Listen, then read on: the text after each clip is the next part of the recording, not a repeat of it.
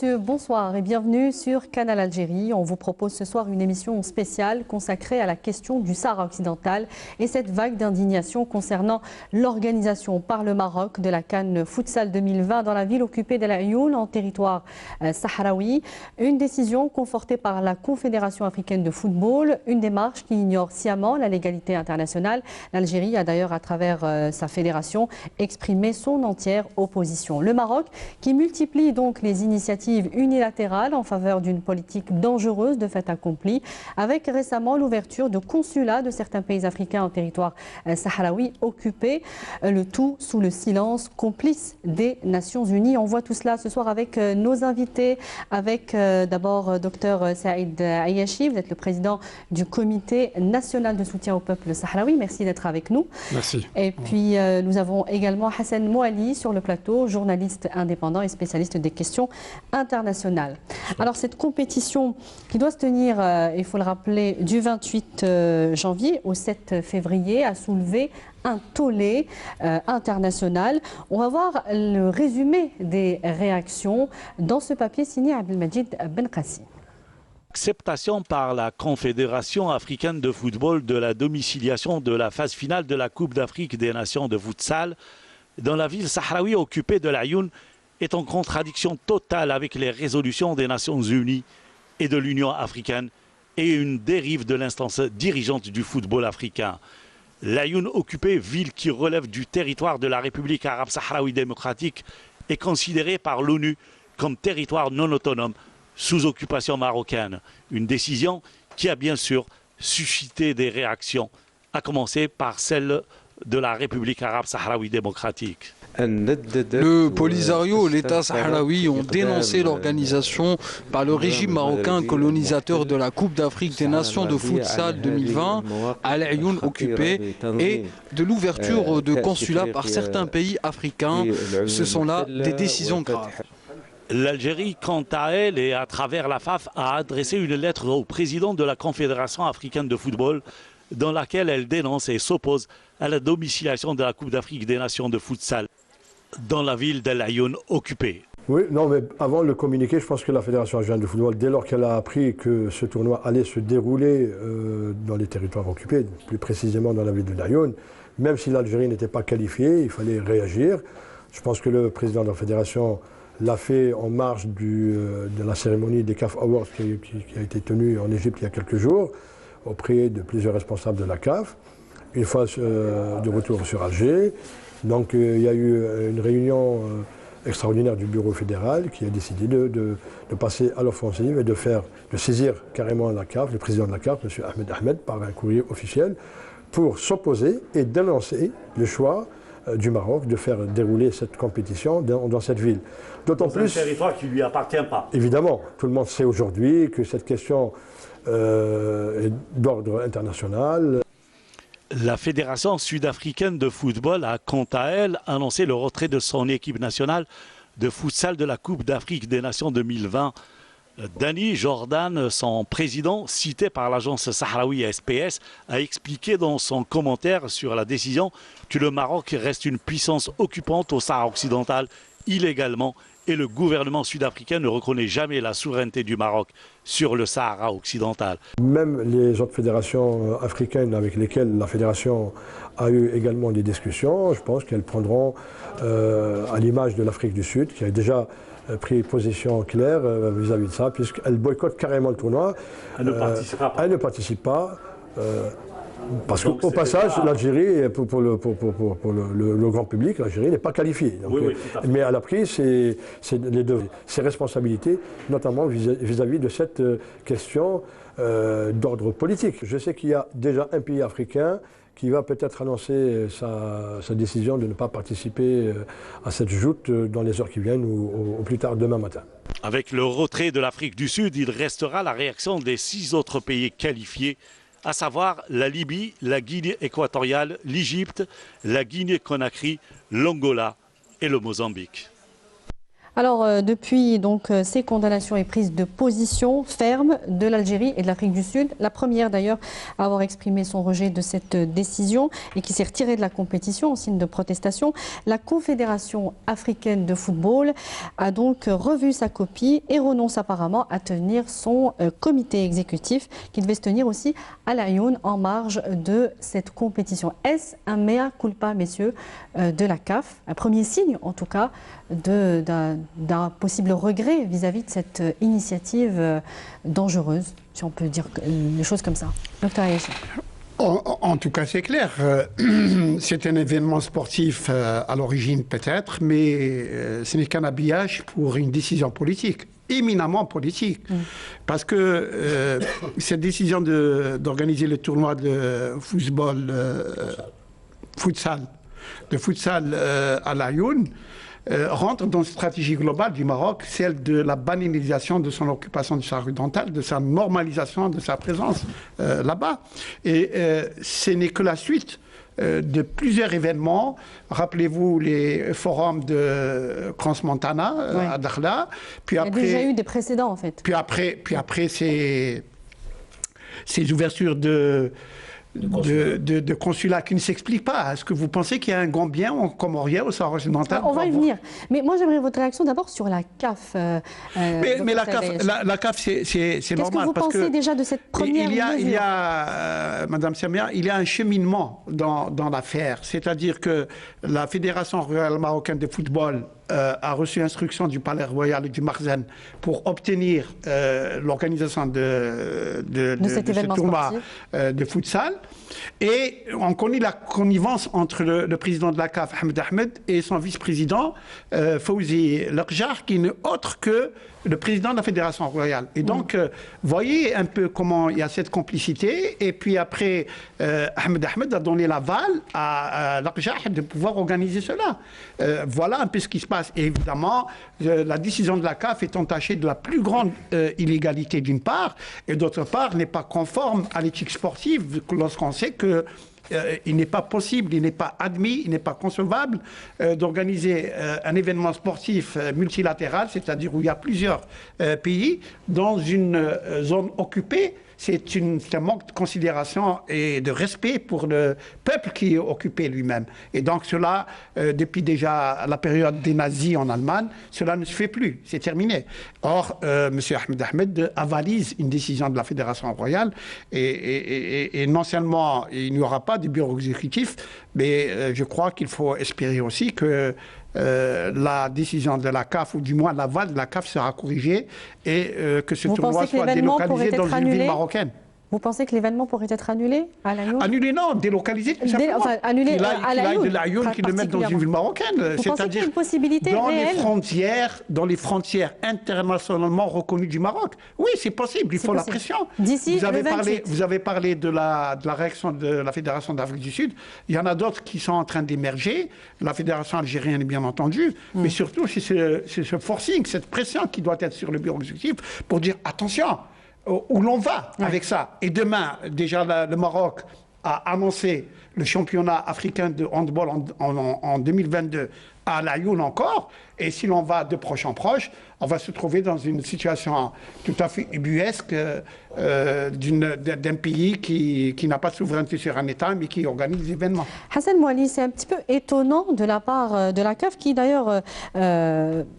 la FAF, la Fédération algérienne de football, a souligné cette sortie un petit peu bizarre des positions de la CAF, connue pour son soutien aux valeurs universelles. Elle est aussi contre toute forme de colonisation. Comment se fait-il que la CAF se retrouve fourvoyée, j'ai envie de dire, dans une crise comme celle-ci, dans une polémique comme celle-ci? Je dirais simplement qu'il n'y a aucune loi, aucun règlement qui interdirait à la CAF de donner l'autorisation à ce que ce tournoi de futsal se déroule à l'Aïoun occupée. Oui, nous sommes tous d'accord. En tant qu'Algériens, nous soutenons la cause sahraoui, donc nous ne souhaitons pas que cet événement, n'importe quel événement, se déroule là-bas sous la bannière marocaine.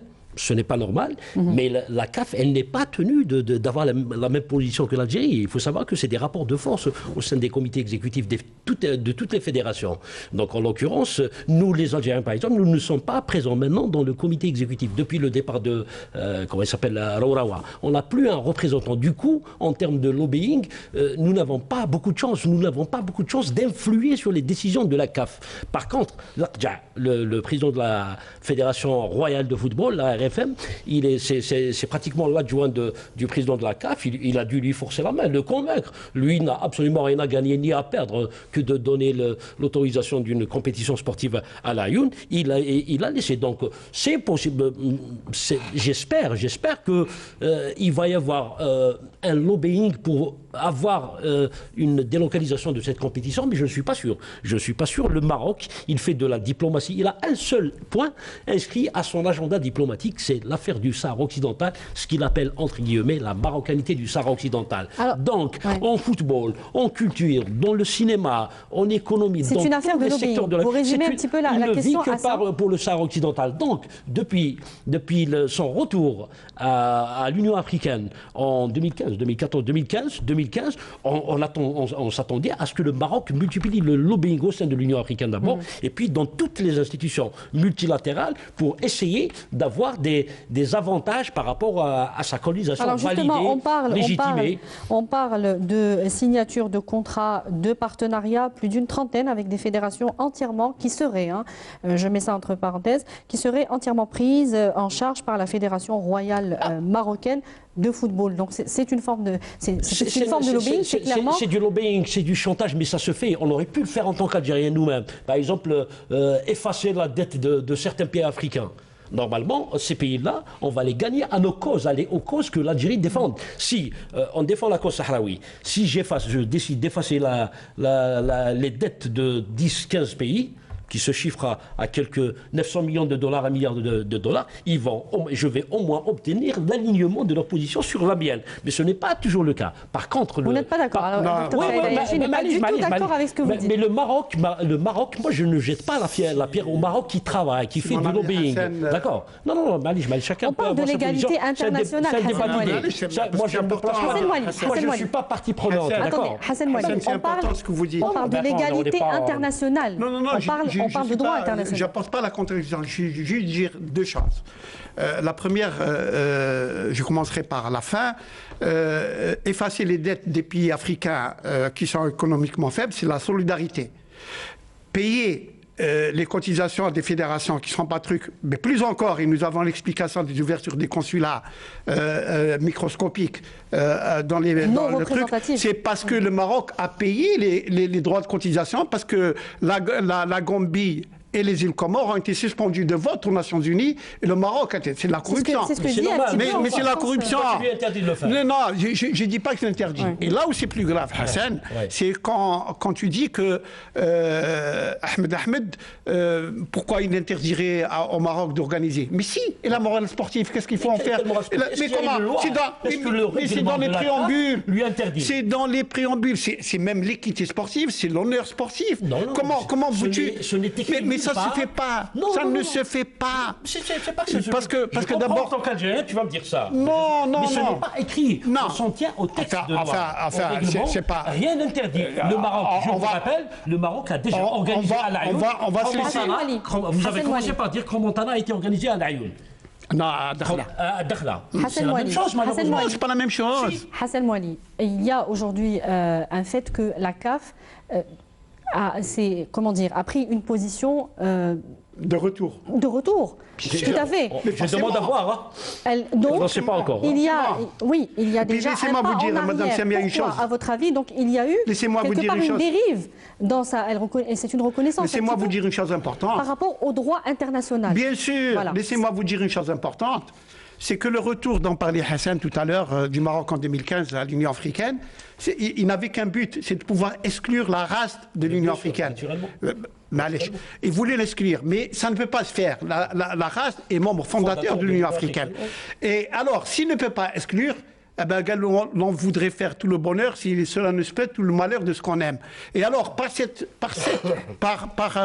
organisation de futsal et d'autres, le Maroc va créer un clivage dangereux au sein des membres de la CAF et donc des pays africains. Et il peut y avoir une désintégration, en tout cas, il peut y avoir et donc il aura réalisé un but qui est le sien. Est-ce que cela est, j'allais dire, honorable? Mais on est d'accord, mais je ne suis pas en train de justifier la position du Maroc. J'essaie de l'expliquer.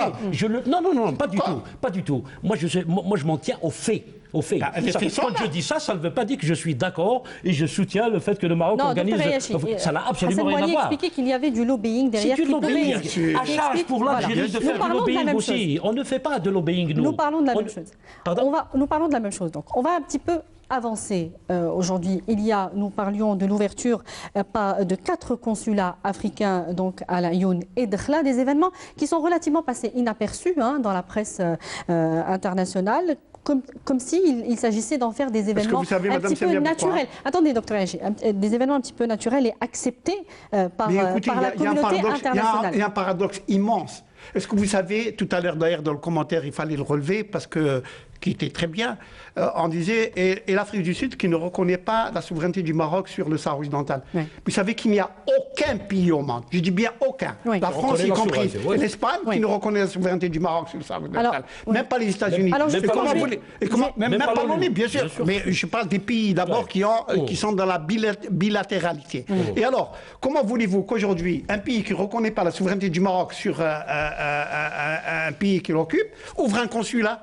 Ça n'a pas de sens. Ouais. Vous savez que la Gambie et que le Comore n'ont même pas une ambassade au Maroc. Un petit pays. Ben oui, mais quand on n'a pas une ambassade, on ouvre un consulat. Donc c'est une mise en scène, c'est un habillage. C'est exactement pour banaliser, pour normaliser l'occupation du Sahara occidental. Mais vous défoncez une porte ouverte. Alors justement, moi j'aimerais poser... C'est comme ce qu'a fait Donald Trump, il a ramené l'ambassade des États-Unis à Tel Aviv. Voilà. Pourquoi il la ramène à Al-Quds? Pourquoi il la ramène à Al-Quds? Est-ce qu'il y a des Américains qui vivent à Al-Quds? Puisqu'on a mis Hassan me donne l'occasion, Madame Samia. Attendez, on va essayer de parler... C'est à peu près la même chose.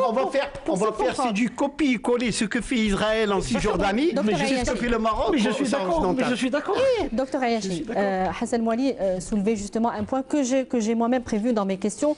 Le précédent a été fait effectivement avec les États-Unis et le Guatemala qui ont déplacé... Le Brésil, je crois aussi. Je crois que c'est le Guatemala qui ont déplacé leur ambassade sur Jérusalem. Est-ce qu'on peut faire justement ce parallèle avec ce qui est en train de se passer, puisque le précédent a été créé... Avant de faire ce parallèle, attendez, et le droit international est finalement bafoué.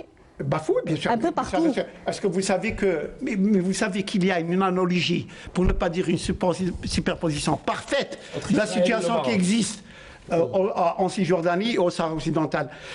Israël a combien? Des dizaines de résolutions du Conseil de sécurité qui ne respectent pas. Le Maroc a des dizaines de résolutions. Donc il y a un parallèle à faire. Il y a un mur, mais bien sûr, parce que ce sont leurs conseillers. Il y a 2 murs aussi. Hein. Oui, il y a 2 murs, il y a 2 trucs. Ils le font exactement la même chose. Et ce qu'ont fait les États-Unis, sous d'ailleurs l'emprise de l'ambitionnisme, pour déplacer leur ambassade. C'est exactement pour banaliser encore une fois l'occupation israélienne. Et tuer la solution à 2 États. Et tuer la solution à 2 États. Et ce que fait le Maroc maintenant, c'est pour ramener à dire à un moment donné, il reste que la solution d'autonomie, puisque les consulats sont là, on organise des foot, on fait des trucs. C'est une banalisation, c'est une normalisation d'une occupation du fait accompli. Le fait accompli en Cisjordanie, le fait accompli au Sahara occidental. Ça, non. Peut-être que là, en Cisjordanie, on n'est pas d'accord, mais là aussi, on n'est pas d'accord. Hassan Mouali, vous savez que les Comores, qui ont donc ouvert cette représentation consulaire ou diplomatique dans les territoires, dans les territoires sahraouis occupés. Alors il y a pas comorien. Justement, il y a l'opposition au niveau dans le pays qui ont critiqué cette décision. Je crois que c'est le parti du CNT, c'est le Conseil national de transition aux Comores qui a vivement critiqué cette décision et qui a justement parlé de la non-représentativité de ce consulat. Qu'est-ce que vous en pensez? Aujourd'hui, même les Comoriens critiquent cette décision, sachant aussi que ces 4 pays sont membres de l'Union africaine. Il faudra aussi se pencher sur le silence. Le sommet de l'Union africaine. Le silence pour l'instant, ça tarde. Non, mais le mois prochain, il y aura le sommet de l'Union africaine. C'est quand même un peu tardif. C'est quand même un peu tardif. Mais soyons sérieux, c'est quoi les Comores, avec tout le respect que je dois à leur peuple? C'est un petit pays. La Gambie, c'est aussi l'oreille du Sénégal. Mais médiatiquement, ça fait du bruit. Oui, ça fait du bruit. Mais franchement, au niveau de l'Union africaine, la prochaine fois, ça va être certainement critiqué et éventuellement retiré. Mais le Maroc utilise tous les moyens sont bons pour faire de la pub. Pas les mauvais moyens. Non. Il n'y a pas, en politique comme en géopolitique, il n'y a pas tous les coups sont permis, Silayachi. Tous les coups sont permis. Vous, je comprends, à partir d'Algérie, vous allez avoir cette réaction. Mais moi, je me place de quelqu'un qui est neutre. J'observe les choses. Le Maroc. Aussi. Oui, bien sûr, je suis algérien, mais je ne suis pas obligé d'étaler mes convictions sur un plateau de télévision. Mais je dis froidement, le Maroc, il fait tout pour banaliser et valider son occupation du Sahara occidental. Par le football, par la culture, un festival de danse populaire. Il peut ramener même une ambassade d'Israël à l'Ayoun. Il peut le faire. Il pourra le faire. Alors, la réaction de l'Union africaine. Mais l'Union africaine, je pense que, étant donné dire sur tout cela. Il y a une charte quand même, il y a une éthique, il y a des textes qui régissent l'Union africaine. Normalement, ces pays-là, ces petits pays, aussi petits soient-ils, sont tenus quand même de respecter les résolutions de l'Union africaine qui, elles, ces résolutions ne reconnaissent aucune souveraineté du Maroc. C'est incontournable. Est-ce qu'on peut imaginer des sanctions? Oui, naturellement, ça tombe sous le sens. Normalement, ces deux pays, la Gambie et les îles Comores, doivent être sanctionnés. C'est un sommet qui va être chaud. Mais encore une fois, pourquoi l'ONU n'a pas sanctionné les États-Unis d'avoir implanté son ambassade en Israël? Les Comores ne sont pas les États-Unis quand même. Les États-Unis ont le droit d'être. C'est la même chose. C'est la même chose. L'Union africaine est loin d'être un modèle de démocratie. L'Union africaine n'est pas un modèle de démocratie, d'accord? Donc moi, ni les Nations Unies. C'est autre chose. Absolument. Tous les machins, comme dirait le général de Gaulle, c'est des machins. Voilà, c'est. Alors là, peut-être sur cette question, vous n'allez encore pas du tout être d'accord. On parle volontiers. On parle volontiers de décisions. Madame Samia, il y a des nuances. C'est des nuances. Alors, on parle volontiers de décisions donc irresponsables, voire provocatrices, de dérive, de la part du Maroc et de ses alliés. Mais est-ce que, mine de rien... Dérive de la part du président de la CAF. Non, c'est lui le principal. Je parle des dérives par rapport au droit international. Pour dire c'est de bonne guerre que le Maroc. Écoutez ma question, comme ça on pourra avancer un petit peu dans l'émission.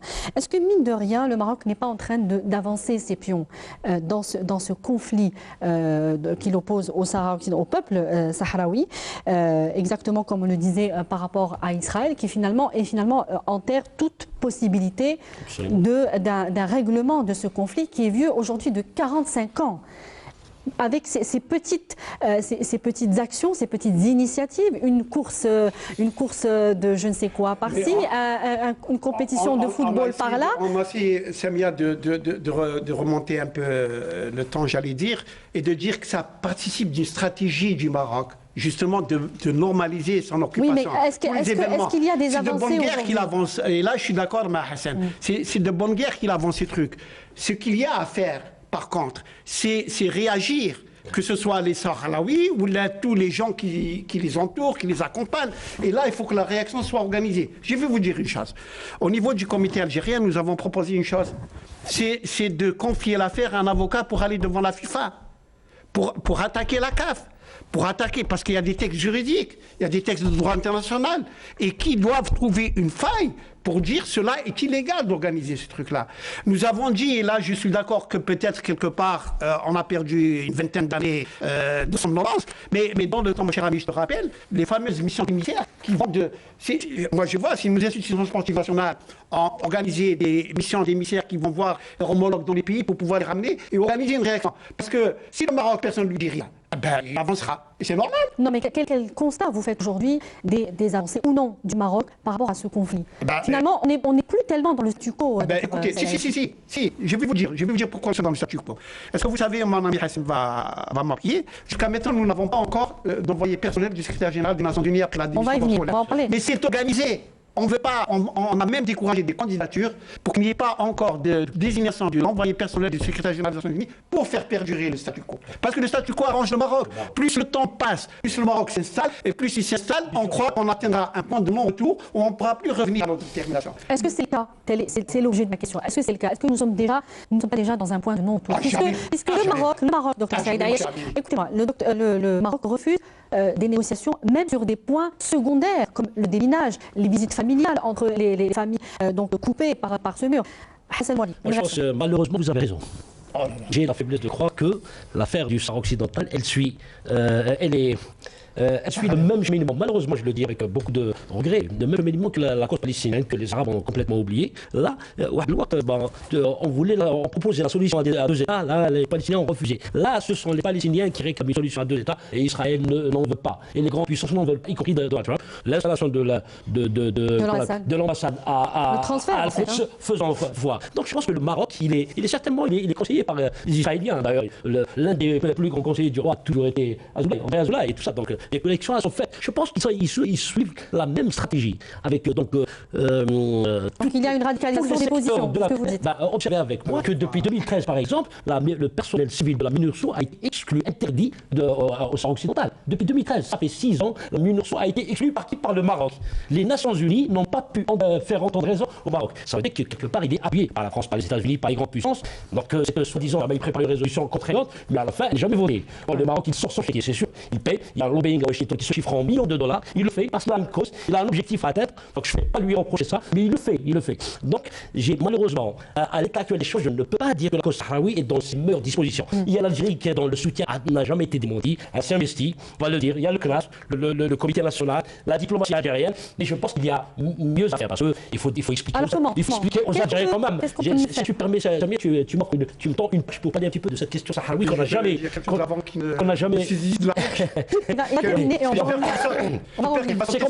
C'est une question de sécurité nationale. Il faut que les Israéliens comprennent que la question, le soutien de la diplomatie algérienne, de l'Algérie à la cause sahraoui relève de la sécurité nationale. Malheureusement, ils ne sont pas nombreux, les Algériens qui comprennent cette réalité.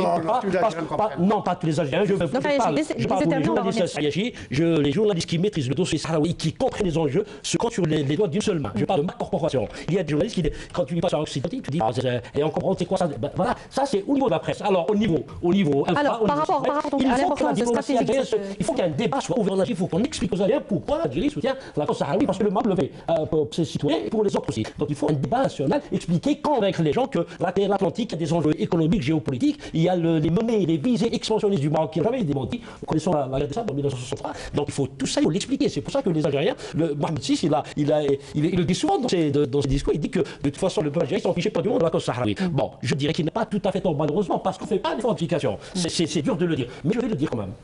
Ça va pas plaire, c'est la vérité. Hassan Mouali, il y a certes des enjeux stratégiques à nos frontières, mais il y a aussi la justesse de la cause sahraoui qui est reconnue par les Nations Unies en tant que telle. Dr Yachi le disait tout à l'heure, aucun pays au monde ne reconnaît une souveraineté quelconque du Maroc sur les territoires sahraouis. D'ailleurs. Ne laisse pas l'indépendance. Si, en tant que territoire autonome. Si je ne suivais pas mon ami Hassan sur d'autres sites web, je dis que je ne suis pas dans la même planète que lui. Et je suis dans un comité où nous avons quand même beaucoup de trucs. C'est extraordinaire la conscience qu'ont les Algériens de ce dossier. Peut-être qu'ils ne les passeront pas comme Hassan et moi en disant c'est un problème de sécurité nationale. Ça, il faut qu'on le répète. Mais ils savent une chose. Et là, vous allez me trouver quelque part patriotard. Je le revendique. Mais il y a une ADN chez les Algériens qui celle de la révolution de novembre où ils sont toute forme d'occupation, toute forme de colonisation. Ça ne vous dispense pas de l'expliquer. On l'explique. Peut-être que vous ne vous souvenez pas ce que fait les conseillers, c'est ce que font d'autres institutions, mais nous faisons des conférences à travers les wilayas dans les universités. Nous faisons pas plus tard que ce matin, nous avons fait une conférence de presse. Pas plus tard qu'hier, j'étais sur des plateaux de télévision. C'est pas le problème. Le problème, là, maintenant, comparer avec l'impasse du problème palestinien. Vous savez comme moi, l'expression est galvaudée. Comparaison n'est pas raison. Jusqu'à un certain point, on peut comparer. On va comparer ce que copient les Marocains sur ce que font les Israéliens. Mais ce n'est pas du tout le même dans le du problème. Ce ne sont pas du tout. Et je vais vous dire une chose. Je reviens depuis décembre, depuis donc une quinzaine de jours à moi, du congrès du Front Polisario. Vous savez qu'il y a une difficulté immense pour les dirigeants sahraouis de retenir leurs jeunes pour revenir au combat. Et il y a une détermination de ce peuple pour dire, parce que nous avons raison, et parce que nous avons fait confiance en les Nations Unies, qui nous ont promis d'organiser un référendum. Sinon, ils étaient vainqueurs sur le terrain militaire. Et dire, on a déposé les armes parce qu'on nous a promis un référendum. Donc ils croient à une solution Mais bien entendu, et si vous voulez organiser ce référendum, nous reprendrons le combat. Mais ils le disent depuis 20 ans. Non, ils ne le disent pas depuis 20 ans. Non, ils ne le disent pas depuis 20 ans. Ils le disent depuis 6 mois. Ils le disent depuis 6 mois. Et je vais vous dire une chose. Le problème du Maroc, le Maroc joue sur ce qu'on a dit tout à l'heure, essayer de s'installer le plus possible. Et évidemment, il a ses porte-voix en disant, mais le Maroc a investi, il a construit le port de Dakhla, il a modernisé la Laayoune, il a ceci, il a cela. Mais ça ne dispense pas d'aller vers le droit international, vers le chaque année, le Conseil de sécurité prend une résolution qui reconnaît le droit du peuple sahraoui à détermination. Il faut que ce passe. L'interprétation des résolutions est suffisante. Elle est on va s'arrêter un petit moment pour relancer un petit peu le débat, puisqu'il est déjà très animé. Donc, écoutez la déclaration du chargé d'affaires à l'ambassade de l'Afrique du Sud qui revient un petit peu sur la convergence de la position officielle de son pays concernant la justesse de la cause sahraoui. South Africa has qualified for the futsal organized by the Confederation of African Football. L'Afrique du Sud a été qualifiée pour participer à la CAN Futsal 2020, organisée par la Fédération sud-africaine de football.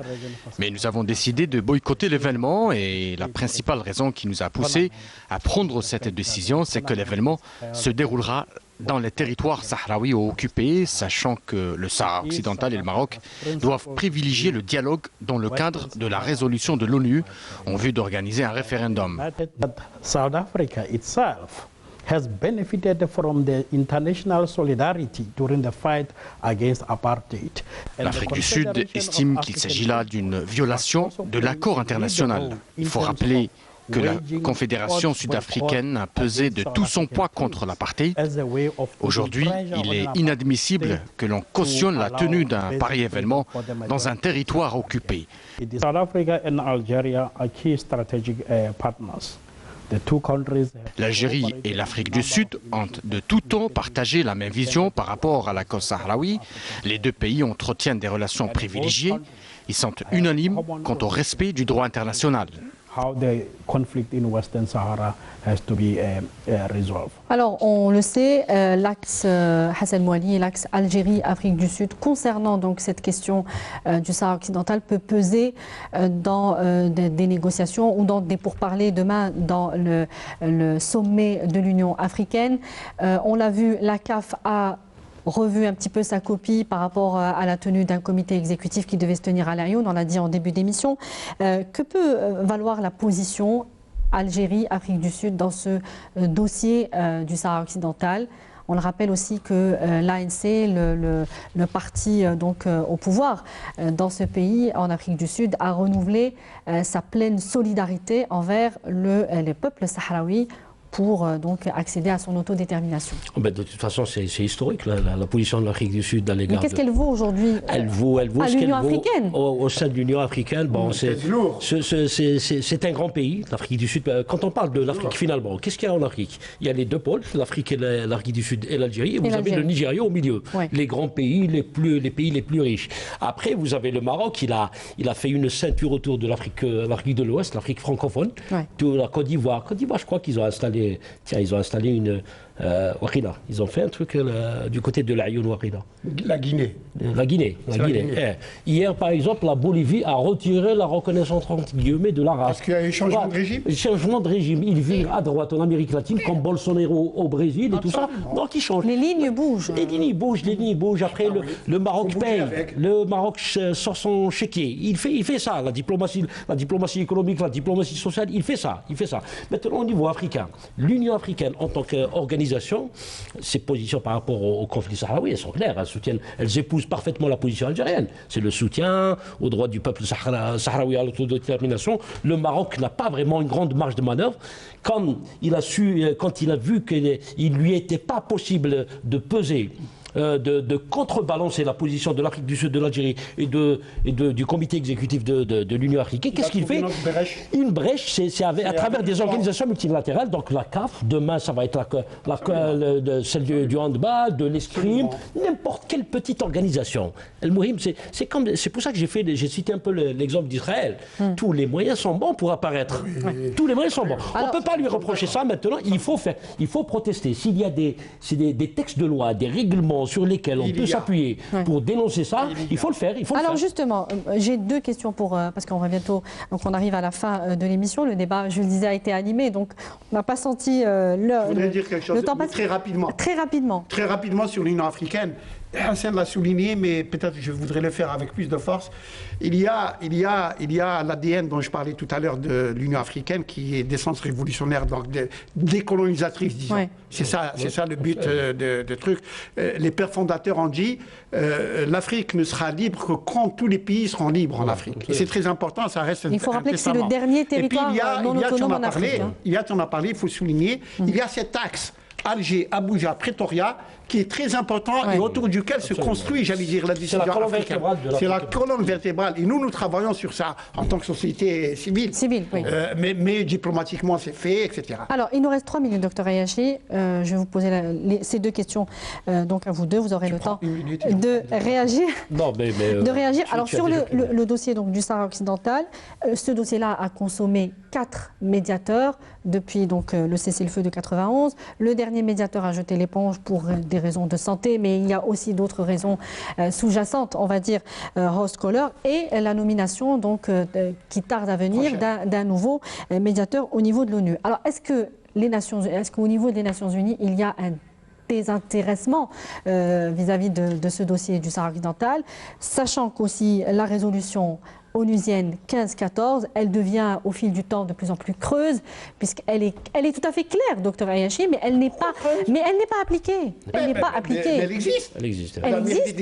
Elle existe, mais, dans quel but elle existe? Vous parlez tout à l'heure, je ne sais pas le mot exact que vous avez prononcé à propos de l'ONU. Il y a un verrou au Conseil de sécurité. Ce verrou s'appelle la France, qui est un membre permanent du Conseil de sécurité avec un droit de veto. Vous savez que la France, qui s'est dit patrie des droits de l'homme, en 2013, elle a utilisé un veto. Le droit de veto, c'était fait pour les guerres nucléaires. La France a utilisé son droit de veto résolution contraignante contre le Maroc. Pour ne pas permettre l'élargissement du mandat de MINURSO à la défense des droits de l'homme. Elle qui se dit de patrie des droits de l'homme. Je pose une question. Je ne suis pas un officiel algérien. Oui, c'est par rapport à ça. Moi, je pense qu'il a raison de dire que c'est la France qui bloque. Les États-Unis ne sont même pas obligés maintenant d'utiliser leur droit de veto à partir du moment où la France le fait pour eux. Il n'y a pas de problème. Non, mais je crois qu'il y a une distribution des rôles. Les États-Unis, Israël et la France, un savant partage des rôles. Oui. Mais moi, je pose une question. L'Algérie a là le segment sur lequel elle peut intervenir éventuellement l'Algérie, parce que, comme on dit, quand on va le rappeler encore une fois, la côte sahraoui, elle est stratégique pour l'Algérie. Pour différentes raisons, elle est stratégique. Moi, je vais le dire comme ça, peut-être naïvement. L'Algérie peut appuyer le bouton France. Comment l'Algérie pourrait exercer une influence sur la France? Je pose une question. Moi, je voudrais dire... Est-ce qu'il est possible? Le Drian, aujourd'hui, il est en Algérie. Pour dire, non, il faut tout simplement... c'est pas de la... nous avons pas délaissé, le terme est trop fort. Nous avons un peu mis de côté le dossier sahraoui sur le plan de l'activité diplomatique pendant 20 ans. Ouais. Il faut reprendre nos initiatives diplomatiques. Il faut que, j'allais dire, pour des raisons qui nous concernent et d'intérêt national, il faut qu'on mette les moyens sur la table et qu'on reprenne tous nos initiatives de diplomatique, de lobbying, de mobilisation, de sensibilisation, d'information. Et je suis sûr qu'à ce moment-là, on fera céder le verrou. Je vais ouvrir une parenthèse dans le même ordre. Ce sera le mot de fin. J'ai été quand même assez surpris de voir dans le gouvernement actuel que le poste de secrétaire d'État aux affaires africaines a sauté. Nous avons besoin d'un ministre chargé des affaires africaines uniquement, ministre, pas ministre délégué. Nous avons un continent, nous avons 52 pays, c'est la profondeur stratégique de notre pays. Il est temps que l'Algérie regarde en bas et non pas vers le nord. Vous ferez un bon ministre des affaires africaines. Peut-être pas moi, mais il y en a d'autres. Nous avons beaucoup de monsieur Afrique en Algérie quand même. Docteur Saïd Ayachi, je vous rappelle que vous êtes le président du Comité national de soutien au peuple sahraoui. Merci pour tous ces éclairages. Et puis Hassan Mouali, vous êtes journaliste indépendant. Je rappelle que vous avez souvent couvert des événements et des congrès et des conférences sur le Sahara occidental et vous connaissez parfaitement ce dossier. Merci aussi pour vos éclairages. C'est un monument ingérable. Merci messieurs, merci à vous de nous avoir suivis. Je vais vous laisser vous rabibocher. Merci à vous de nous avoir suivis. Très bonne suite des programmes sur notre chaîne. Bonsoir.